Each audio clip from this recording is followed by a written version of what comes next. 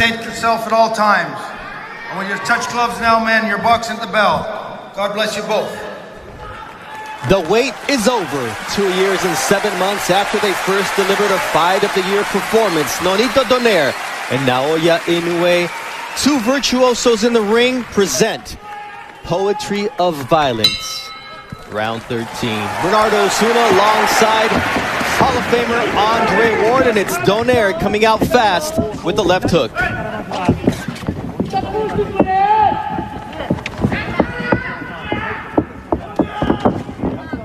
Both fighters said they needed to be better than they were the first time around.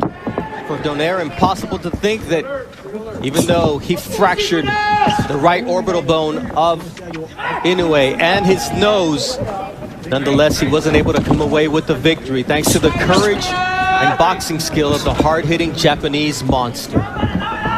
Already in this first 30 seconds, I see a Donaire who's swifter on his feet.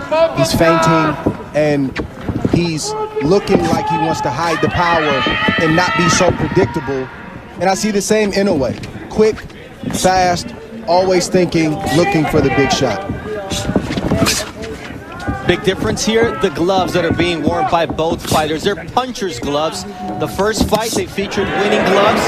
This time, the left hook of Inoue is in the Cleto Reyes horsehair puncher's glove. Nonito Donaire with the Everlast MX, a hybrid horsehair and foam glove made by Everlast. Both fighters have tasted the other's power, they respect the power, and neither fighter wants to make a mistake, especially early in this fight. The first attempt by Donaire to land that right hand, which hurt Inoue on several occasions in the first fight, and sometimes gets overlooked because of his beautiful left hook, as Inoue is able to land a check hook here with a minute 15 seconds left in round one.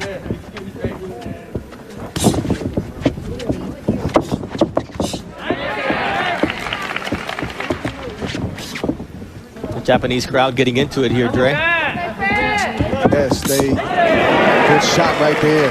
Inoue gives the crowd a lot to get excited about, and this is a crowd that is typically respectful and very quiet, but it's hard to stay quiet when you see the explosive shots of Inoue land clean like the right hand just landed. You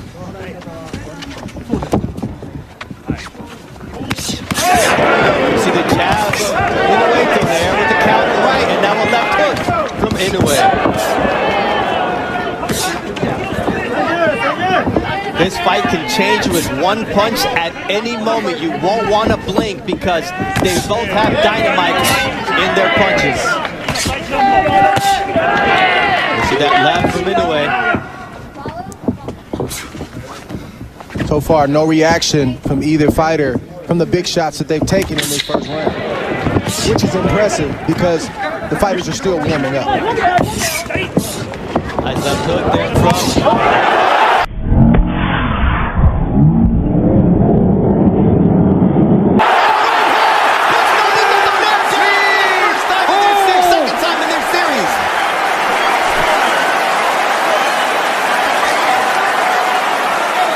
He's hurt right now, Bernardo.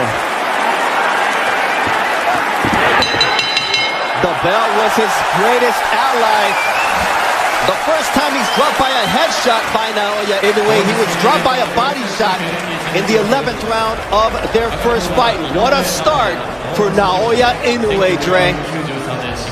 Everything, Inoue was winning that round, and nothing crazy had happened until it did.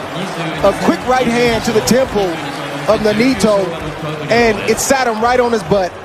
He didn't know how he got there. He just realized that he was on the canvas, and that's the type of explosive power that we've been promoting this fight with. They both possess it, but Inoue's is a little bit different, and we saw it on full display in that first round.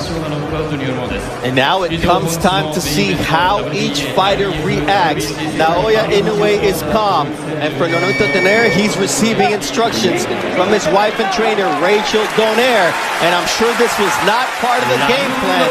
And the only positive, Dre, is there's a lot of time to make it up. You don't have to make it all up right now. Right, and the good thing for Donaire is he has great recuperative powers. Somehow, some way, he's able to eat those big shots and keep on coming, but he can't take too many more of those. Now it's Donaire. landing that vaunted left hook.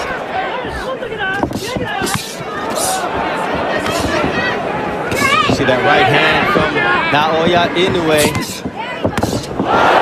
you have to pick your poison. Now it's a left hook that rattles Nonito Donaire. It's devastating power, and the legs of Donaire are not all there. And Inoue taking advantage of the moment as Donaire tries to go downstairs.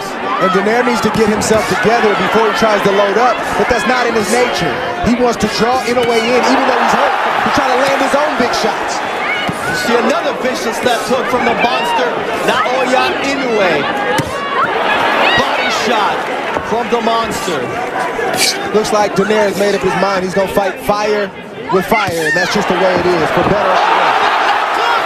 Drops Donaire as he's able to somehow manage to find his balance. But Inoue, man, it might have been better to just go down, Dre, because Inoue is going to work here. And the left hook now does put down Donaire in round 2. And this fight is over. That's What an it. impressive knockout victory for the monster. Wow. Naoya Inoue, a statement victory in his home country of Japan. And wow and wow is all I can say about the monster as he does it at home. He never gave Donaire an opportunity to get into this fight. He was poised, he was calm and calculated, and the big right hand that landed at the end of the first round started all the trouble for Nonito Donaire. He was never able to recover because Inoue is so efficient with his punches. He doesn't waste anything. He rarely opens himself up to be caught himself. Donaire tried to land the shots, but the explosiveness and the power proved to be too much.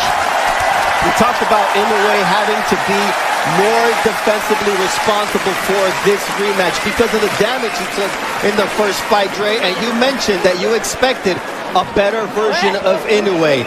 Did he supersede your expectations based on what he just did?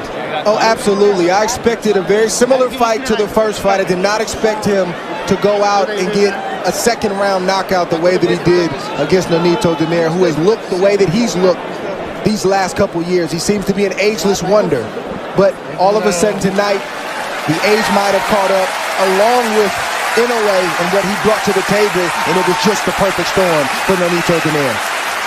In the build-up to the fight, I talked